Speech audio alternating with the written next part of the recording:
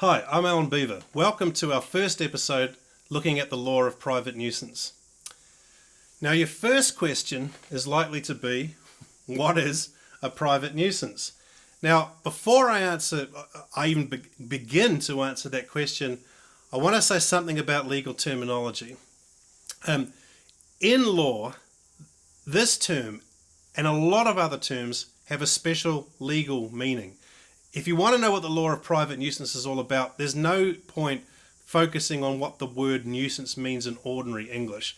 And let me just take from the law of tort, let me just take some examples to reveal the peculiar way in which the law often uses terminology. So a nuisance is not necessarily annoying. It's not necessarily a nuisance in that sense. It's not necessarily something that bothers you. And what's more, there are plenty of things that bother you that you find annoying that aren't nuisances. Likewise, as we'll see hopefully later, a defendant can be negligent without being careless. Right? And you can be careless without being negligent. Similarly, you can commit a battery against someone simply by touching them. Just a mere touching can constitute a battery. And you can assault someone without touching them at all. Okay, so you've just got to get used to this unfortunate perhaps thing about the law, that the terminology that it uses is often potentially misleading. Right? When we're trying to work out what nuisance means in law, what negligence means in law, what a battery is, what an assault is, we need to focus on the peculiar legal understanding of those terms. Okay, so a nuisance, here's our general definition. A nuisance is an interference with the use and enjoyment of land. Nuisance is an interference with the use and enjoyment of land. Now, like most legal definitions, the definition is useful only. It is useful, but it's useful only for getting us started. Right? It gets us off the ground. Right? There's so much more that we need to discover that this definition won't help us solve. But nevertheless, it's got us off the ground. It's got us thinking. A nuisance is an interference with the use and enjoyment of land. It's the area of the common law that largely that governs the relationships between neighbours. What we see in a nuisance case is one neighbour saying, I can't use and enjoy my land because of the way my neighbour is using and enjoying her land. Okay, that's the standard kind of fact pattern. Now, I want to say something about the point of studying this material. Why start with private nuisance? It isn't actually normal to do this. Most people would start with something else. But why start with private nuisance? Well, the first thing is I want to teach you about this area of tort law, and it's a reasonably well-defined area. It's not going to take a year to teach this material. It's going to take, well, it would normally take me 6 hours to do in a classroom setting. It'll take me a little bit less in video time, but I think nevertheless, it's reasonably well defined. So I want to teach you about this area of the law. I want to teach you what the law of private nuisance is and what it's all about. But the other reason is I want to teach you something about tort law as a whole. And this topic is one that I can use to bring out some themes that are going to be useful for understanding tort law in general. Indeed, for understanding law in general. There are certain debates that occur in this context that if we understand the nature of those debates, we can use that understanding to help us understand the law more generally. Okay, so I want to develop a structure for thinking about tort law in general. We want to understand this area of the law, and we want to develop a structure for understanding the whole of the law at the same time. Now, in doing this, so I've provided you with extracts from the cases that you can get from looking down in the show notes. When you read these extracts, it's very important to focus on the reasons that are offered by the judge. Not just to look at the facts and then the outcome, but to look at the reasons and think about the reasons that you're being given. Are they good reasons? Could there be better reasons? How do the reasons in this case fit with the reasons given in another case? And so on. That's very important because we're trying to understand the law. We're not just learning rules here, right? Because we're trying to understand the law, it's very important to pay attention to the reasons that the courts give for their judgments. Okay, are the reasons good reasons? Right, with that in mind, we can begin our first case.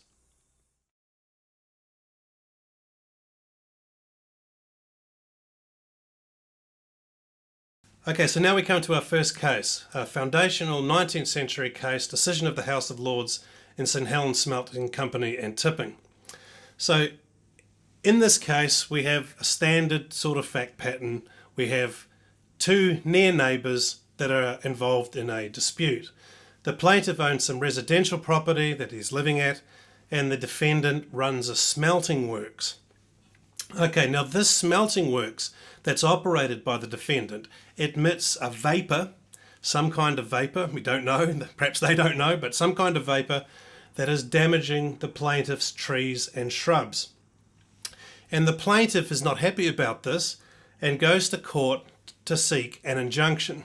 So the first question that we have to address is, what is an injunction? Well, an injunction is an order of the court to the defendant to cease to commit the nuisance. So the plaintiff is saying, look, please court, this defendant is committing a legal wrong against me, a private nuisance. Please make him stop.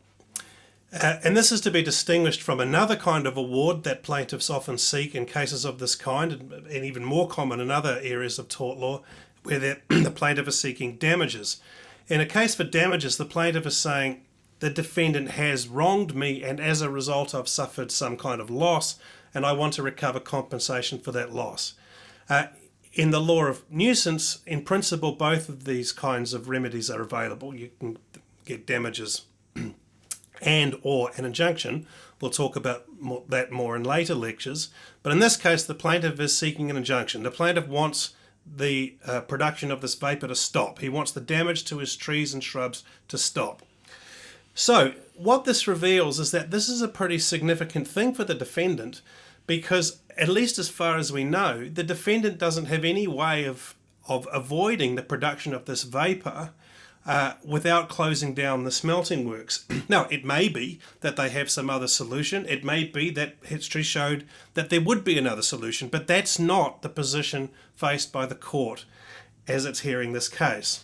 Okay, so on the one hand, you've got a smelting operation with lots of economic activity, employment and so on. And on the other hand, you have not insignificant, but not an enormous amount of damage to the plaintiff's property, damage to trees and shrubs. Nevertheless, the House of Lords finds in the plaintiff's favour. In this case, the result of the decision is that the House of Lords refuses to order a new trial. Now, the question that we're really interested in as students of the law is why. Why did the decision go that way? And the answer is that it's not entirely clear, unfortunately. And it's particularly unfortunate that it's not clear in this case because, as I say, this is really our foundational case in this area of the law. An answer can be found. We'll see it's not entirely satisfactory, but an answer can be found in the distinction that Lord Westbury draws in the case between physical damage and interference with comfort. So he draws the following distinction. Lord Westbury says, on the one hand, the plaintiff might be complaining of interference with comfort. That is, maybe it's too noisy, it's too smelly, there's too much light, whatever it is. A complaint of this kind, I can't enjoy living here because of the horrendous noise that my neighbours are making.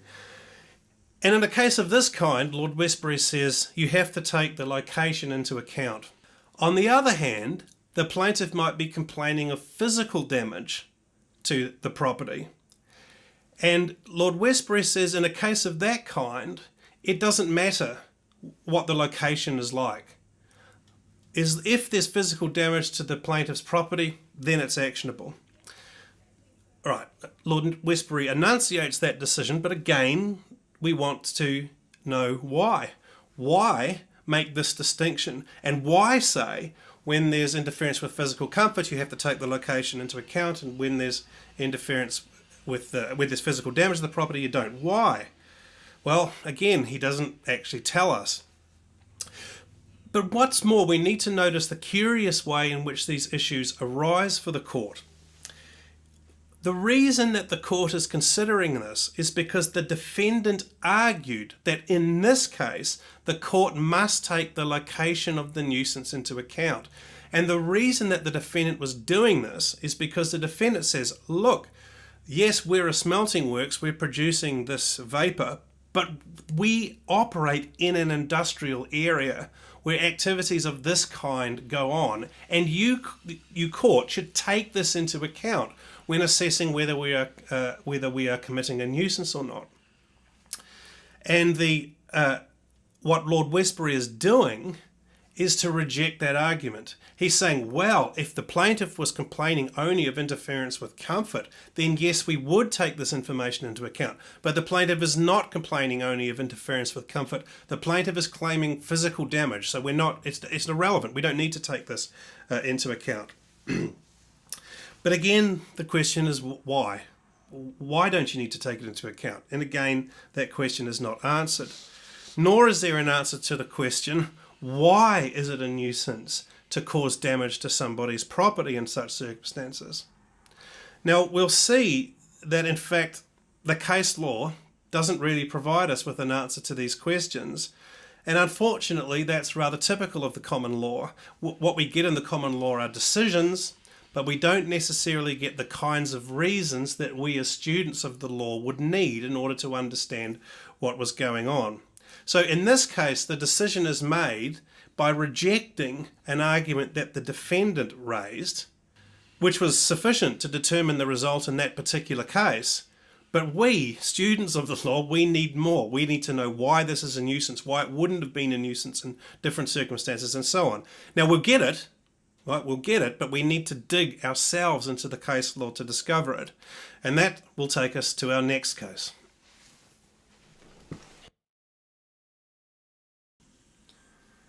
Okay, so our next case is Halsey Si Petroleum, a decision of the Queen's Bench Division of the High Court. Okay, in this case, same kind of fact pattern. The parties are neighbours and they're engaged in a dispute. In this case, the defendant operates a oil distribution depot and the plaintiff is a residential neighbour. Now, the plaintiff has three complaints in this case. So there's three things about the defendant's operation that the plaintiff doesn't like, that the plaintiff is complaining about. The first thing is it stinks. The plaintiff is complaining about the smell from the oil depot. The second thing is the noise. It's noisy. Right?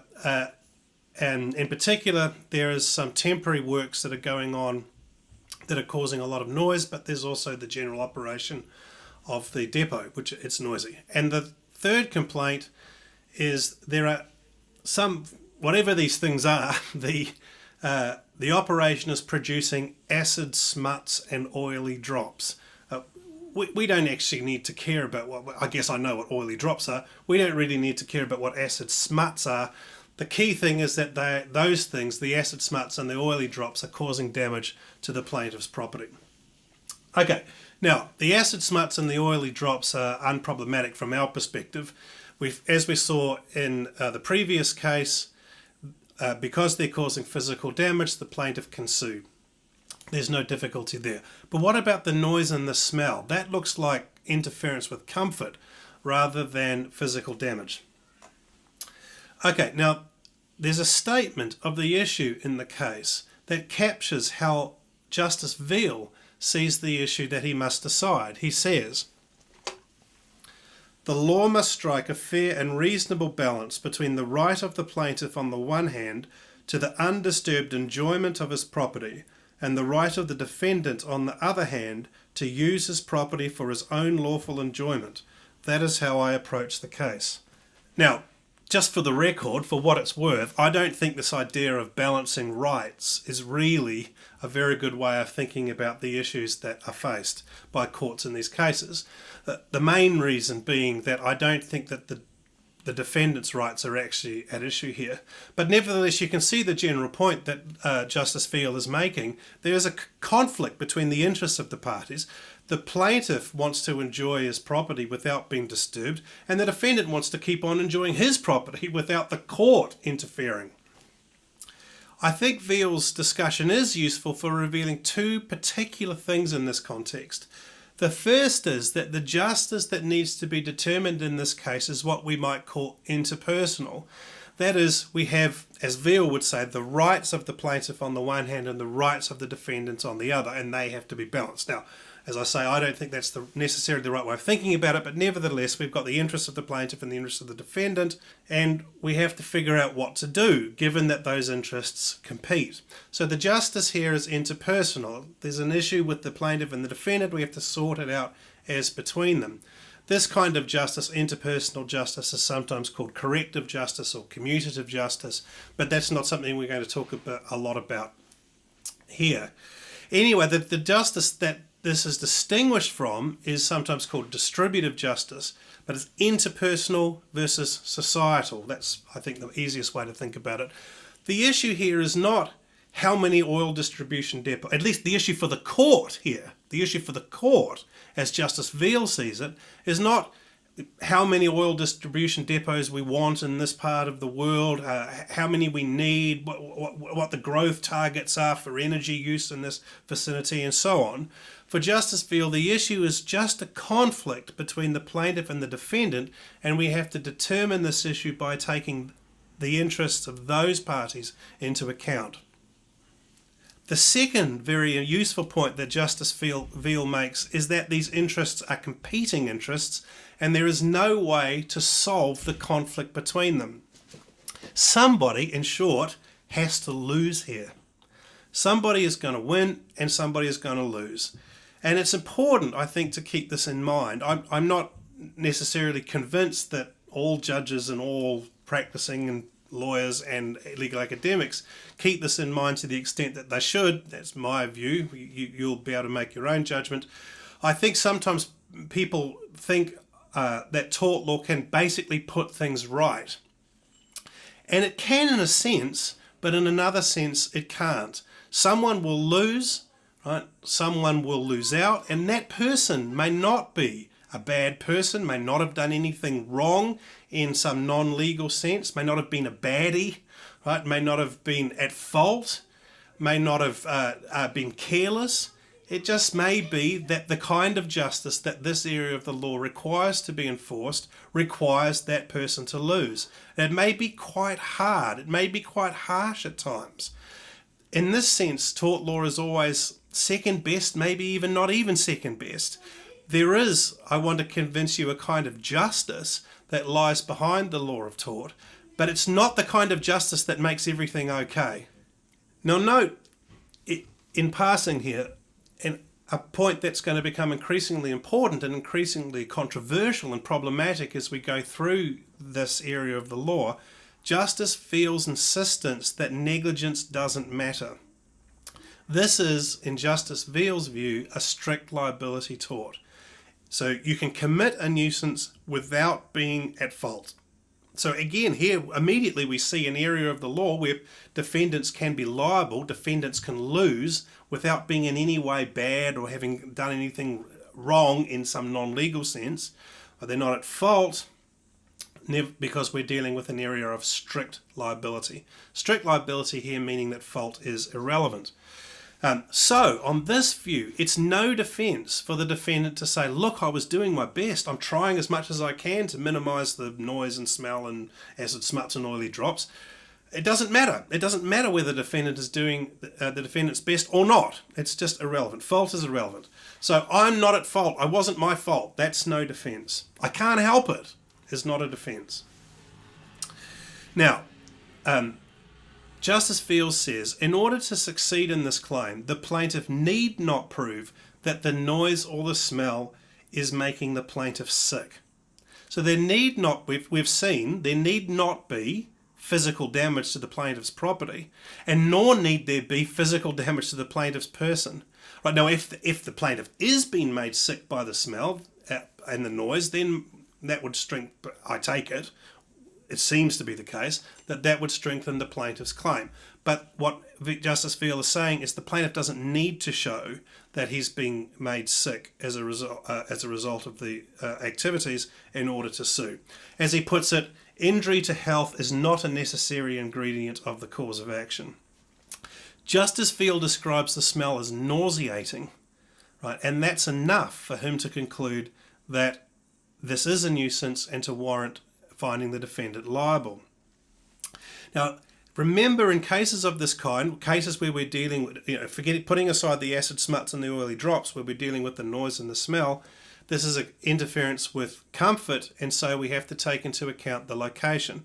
And this is what Justice Veal says about that.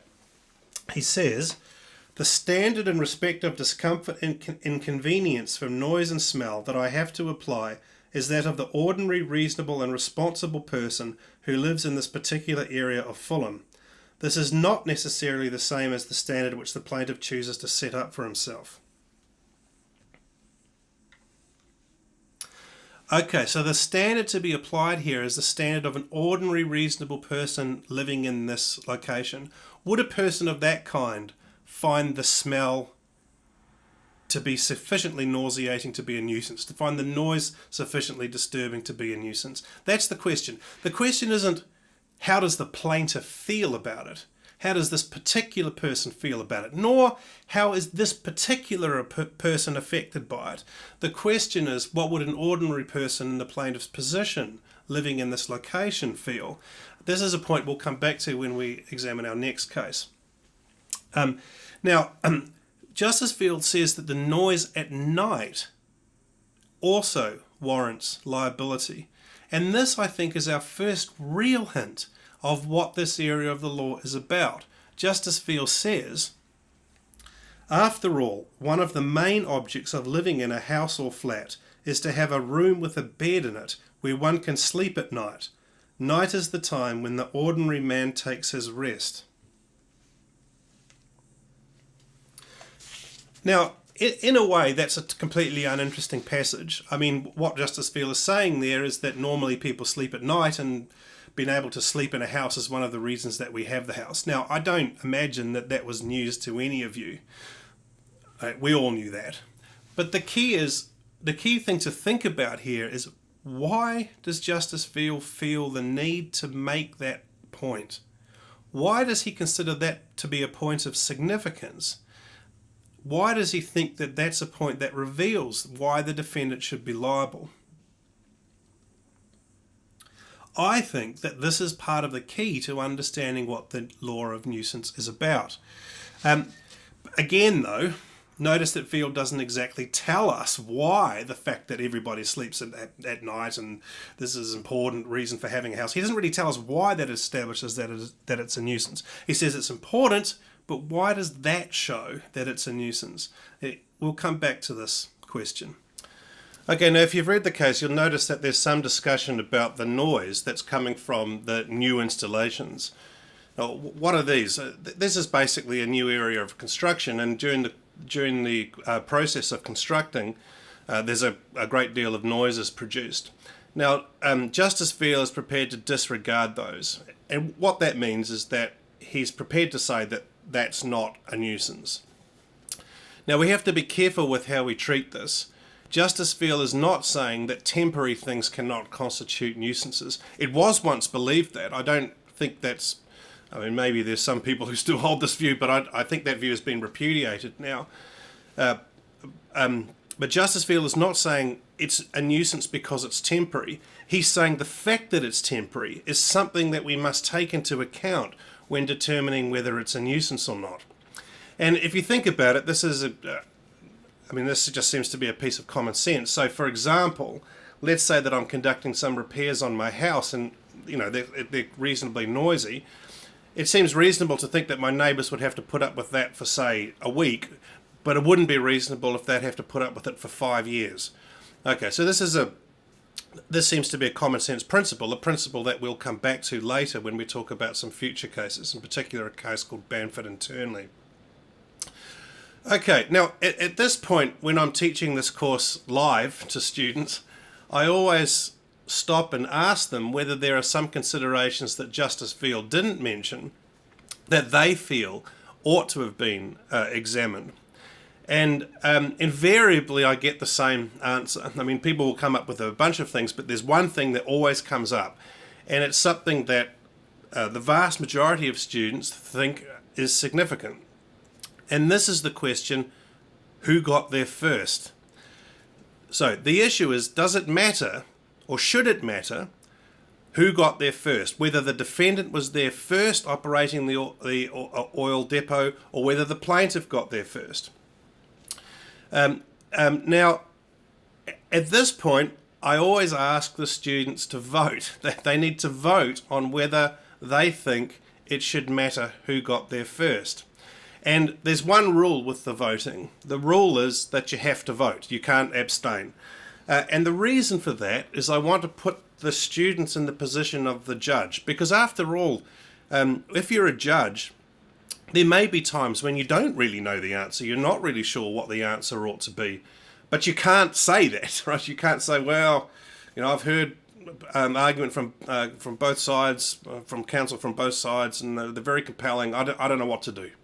Right? You can't do that. You have to make a decision. So I'd like to put you in the same position that I put my students in, that the judges are in, and ask you to make a decision. Do you think who got there first should matter? Do you think that if the defendant got there first, that this should constitute some kind of defence to the plaintiff's claim? So just think about that for a second. Maybe pause the video. Okay, now I should tell you that when I ask people to vote, I suppose 3/4 or more choose that it should matter who got there first. Now, I'm a little bit reluctant to say 3/4 or more, because I think I've detected a trend that more people, as time goes on, think that it shouldn't matter. I don't know why this is, but certainly when I first started teaching, nearly everybody believed that who got there first should matter, and there'd been maybe 2 or 3 people who didn't. Now it's maybe 3/4 of people think that who got there first should matter, and 1/4 think that it shouldn't. Anyway, a significant majority think that who got there first should matter. Okay, now it's worth thinking about why you think, if you think who got there first should matter, why you think it should matter. Okay, it's a very common thing that you hear. I mean, this is one of the tragedies of being a tort lawyer. When you're sort of just out in public, or with family or whatever, people say these things, and you might feel the need to sort of justify the position of the law, but you just know people are never going to understand. Not in the 2 minutes you've got to explain it. But as a general matter, my experience is that people generally think that who got there first should matter. But why? Why should it matter? Unfortunately, one of the limitations of this format is that we can't have a discussion about that. But it'd be useful for you to think about why it is you think who got there first should matter, if you do, or if you don't think it should matter, why you think it shouldn't matter. This is an issue that we'll come back to when we start discussing a bunch of cases that centre around a decision of the English Court of Appeal called Miller and Jackson. Okay, anyway, so another thing that you might be interested in knowing is that when I teach this, I say these days about 3/4 of people say who got there first should matter. By the end of this section of the course, however, things have changed dramatically, and a lot of people think that who got there first shouldn't matter. So a lot of people change their minds. And again, that's something that we should revisit later on and have a think about why it is that people change their minds. Now, one interesting feature of the case is that it's not as if this issue was neglected by the court. It was raised by counsel for the defendant. The counsel for the defendant said, look, we got there first. We were there operating this oil depot before the plaintiff arrived. We got there first. That should matter. And Justice Veal neglects this argument in his judgment. Now, when I say neglects, I don't mean to say that he just forgot about it, right? Or he just decided that he was just going to bury it. On the contrary, he must have thought that the consideration was irrelevant. That is, he must have thought that it doesn't matter who got there first. And indeed, as we'll see, there's a long line of authorities to support this view. So he thinks it doesn't matter who got there first. And again, we want to think about, well, why might that be the case? Why might it be the case that the law takes the position that who got there first doesn't matter? Again, as I say, we'll come back to that, and as we'll see, in more recent times, courts have begun to question this idea. So anyway, the judge left this out on purpose. Why? Okay, as I say, we'll come back to it. And the last point I want to make about this case is to remind you of something that we said just a few minutes ago, that the standard to be applied here is an ordinary reasonable person standard. So that is, when we're asking, is this a nuisance, we don't ask, how was this particular plaintiff affected by the noise or the smell or what have you. We're asking, how would an ordinary person in the plaintiff's position be affected by this? The standard is an objective standard, not a subjective standard. We're not asking a question about the particular subject, the plaintiff, that individual. We're asking an objective question, what would an ordinary reasonable person be like, or how would they respond in these circumstances? Okay, and a case that really helps to bring this point out is our next case.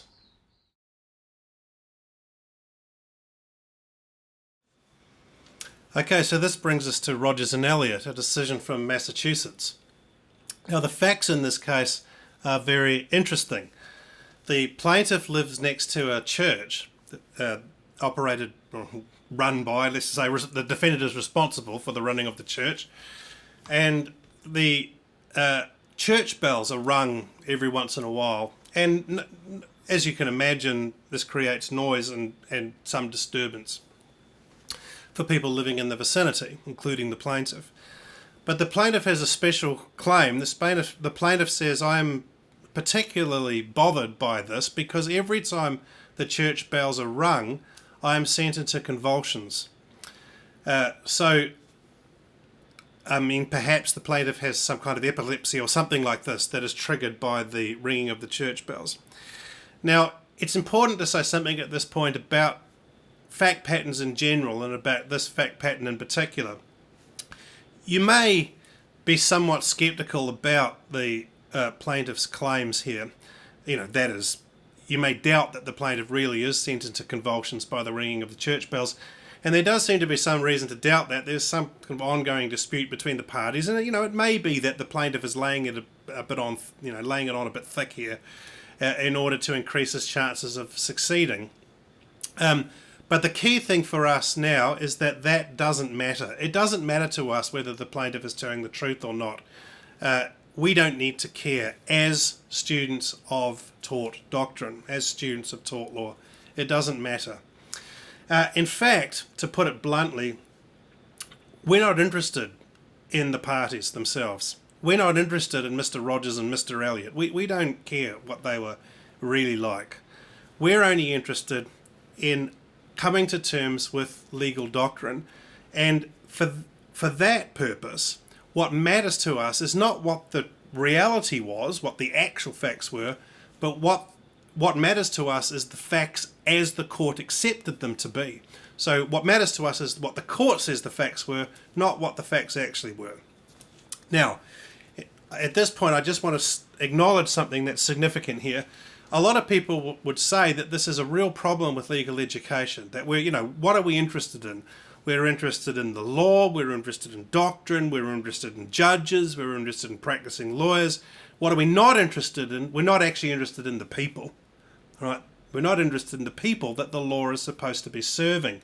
Now, for what it's worth, I think that's a perfectly valid criticism of legal education. I think not enough time is spent thinking about how the law actually impacts people's lives.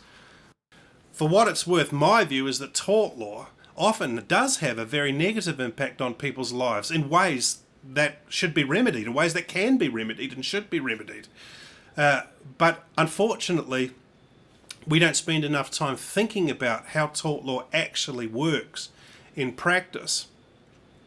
I think that's a serious weakness of legal education, but I don't think it's a weakness of the kind of investigation that we're doing into tort law here, because our focus is to try and understand the legal doctrine. And I think from that perspective, we don't need to care about the parties. So at some stage during our legal education, we ought to be thinking about how law impacts on the parties. I just don't think that stage is here. Now, there are reasons for this that I think are valid and important. One reason is that it's simply impossible for judges and others, but particularly for judges. Judges are the central case here for reasons that we'll see in a minute. For judges to actually know anything significant about the parties. I mean, if you think about a judgment, we read a judgment, which contains the judge's summary of the facts. How much do we learn about the parties from this judgment? Almost nothing. Right, we don't learn anything about it. Typically, we don't learn anything about their background. We don't learn where they grew up. We don't learn who their parents were. We don't learn their education was. We don't learn, whether they were brought up strictly or liberally, or we don't learn who their friends are, who their family. We don't learn about their problems that they're having in life. We don't learn about the job that they've got, and all these things that are actually important to making an assessment about the person. We just don't know, and the judge doesn't know. The judge doesn't know simply because the judge is incapable of knowing. It's just the judicial process does not allow it. And this means that the judge is not in a position to make a judgment about the character of the parties who are involved. We're not in a position to say the plaintiff is a good person, the defendant is a bad person, or whatever, because we just don't know the parties well enough. Right? We'll come across cases where it may appear to you that one of the parties has been quite unreasonable, and my advice is to try and resist jumping to that conclusion, simply because there's all this information about the parties that we just are completely unaware of, and indeed the judges were unaware of. Now, so it's not possible to make rounded judgments about the parties in the case because we simply don't have access to the wealth of material that we would need in order to make those judgments. And what's more, you might argue that it would be unjust, I would argue that it would be unjust, were judges to have access to that material. I mean, for example, if we had a legal system in which judges made decisions based on deep personal knowledge of the parties, we would ordinarily think that that would be a violation of the kind of objectivity that the judges need in making decisions. I mean, for example, we would say judges should not be making decisions based on who they like the most. And so there's this distance between the judge and the parties, and that distance is increased between us, the readers of the case, and the parties. And we must bear that in mind. Right? So we can't make a rounded assessment of the parties. We can't really, in this context, care about the parties because we just don't know enough about them, and we won't know enough about them. Now, as I say, that's quite consistent. My position on this is quite consistent with saying that in another forum, we need to think more about how law is actually affecting people. It's just, as I say, not this forum. Okay, so we're going to accept that this plaintiff, in this case, was sent into convulsions by the ringing of the church bells. Okay, the question is that fact significant in determining whether the defendant was committing a nuisance or not? And this is what Justice Knowlton has to say about that. The right to make a noise for a proper purpose must be measured in reference to the degree of annoyance which others may reasonably be required to submit to. In connection with the importance of the business from which it proceeds, that must be determined by the effect of noise upon people generally, and not upon those, on the one hand, who are peculiarly susceptible to it, or those, on the other, who by long experience have learned to endure it without inconvenience. Not upon those whose strong nerves and robust health enable them to endure the greatest disturbances without suffering, nor upon those whose mental or physical condition makes them painfully sensitive to everything about them. When an act is of such a nature as to extend its influence to those in the vicinity, and its legal quality depends upon the effect of that influence, it is as important that the rightfulness of it should be tried by the experience of ordinary people as it is in determining a question as to negligence, that the test should be the common care of persons of ordinary prudence without regard to the peculiarities of him whose conduct is on trial. Okay, so this is what I think Justice Knowlton is saying. He's saying if you allowed the idiosyncrasies of the plaintiff to determine whether a nuisance was being committed or not, then the obligations of the defendant would be determined by the idiosyncrasies of the plaintiff. Okay, so think about his examples. We've got this particular plaintiff who's sent into convulsions, so therefore the argument would be the defendant has an obligation not to ring the bell. But if that person went deaf, then he wouldn't have an obligation to refrain from ringing the bells, and so on.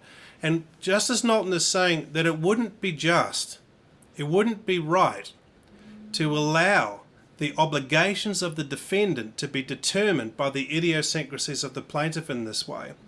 The law has to be fair as between the parties, right? And what fairness requires in this case is a standard that takes the interests of both parties, the position or the interests of both parties into account. So it can't simply be a standard that says, oh, the plaintiff has been affected by this, therefore the defendant has to stop, because that allows the defendant's obligations to be determined by idiosyncrasies of the plaintiff. What is required is a standard that mediates between the parties, that is fair to both parties. And Justice Knowlton says that's the ordinary reasonable person standard, a standard that judges the defendant's behaviour not in accordance with its impact on this particular person, with that person's idiosyncrasies, but in accordance with an ordinary person in the plaintiff's position. So a person's rights and a person's obligations are not determined by idiosyncrasies of other people. They are determined objectively, and they hold universally.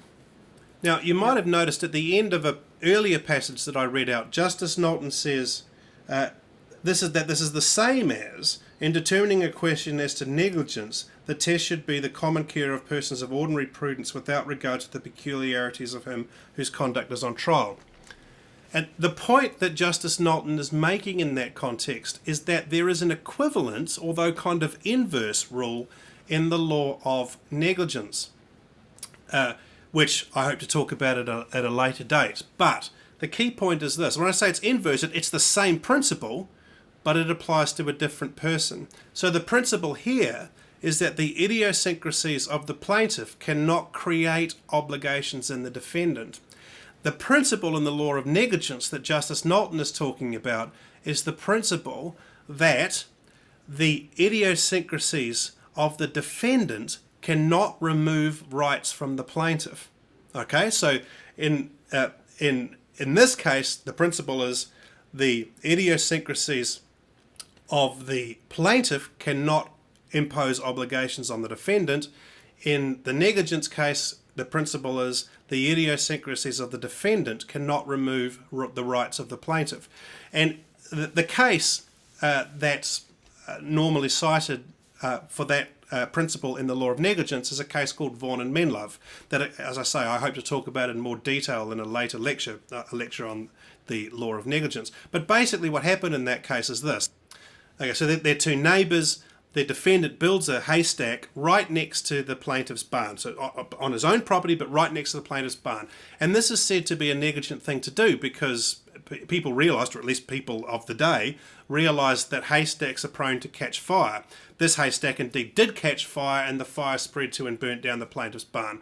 So what the plaintiff is saying is, look, you shouldn't have built your haystack there. We all know that that haystacks are prone to catch fire, and if this haystack caught fire, it was spread to my barn. You should have known that you should have built it somewhere else. You've been negligent. And the plaintiff comes up with a really ingenious response. The plaintiff says, well, yeah, I'm sure an ordinary person would realise that it was negligent to have built the haystack there, but I'm not an ordinary person. I am especially stupid. I'm really dumb, and I didn't know that. So you should judge me, not in accordance with some standard that I couldn't meet. I'm stupid, and you need to take into account the fact that I'm stupid. And what the court said in that case is, no, we're not going to take into account the fact that you're stupid, if indeed you are stupid. We're not going to take that into account. What we judge you by is the standard of an ordinary reasonable person. We ask, would an ordinary reasonable person have built their haystack there? No, because an ordinary reasonable person would have realised that there was a significant chance that it would catch fire and the fire would spread to and destroy the plaintiff's barn. So there we see the court refusing to allow the idiosyncrasies of the defendant, in this case stupidity, the idiosyncrasies of the defendant from removing rights from the plaintiff. But in this case, in Rogers and Elliot, the court is refusing to allow the idiosyncrasies of the plaintiff, to impose obligations on the defendant. So in Vaughan and Menlove, the court refuses to allow the idiosyncrasies of the defendant to remove the rights from the plaintiff. In Rogers and Elliot, the court is refusing to allow the idiosyncrasies of the plaintiff to impose obligations on the defendant. And that's because the courts regard justice, the kind of justice that's relevant in these cases, as we've said before, it's an interpersonal justice, a justice about these two people. Right? The court believes that justice does not allow the idiosyncrasies of one person to impose obligations or to remove rights from another person. And that brings us to the end of our discussion of our first three cases. In the next episode, we're going to look at ways in which courts disagree very fundamentally about the law of nuisance and why that causes confusion for students studying the law. But first of all, a summary of what we've discovered so far.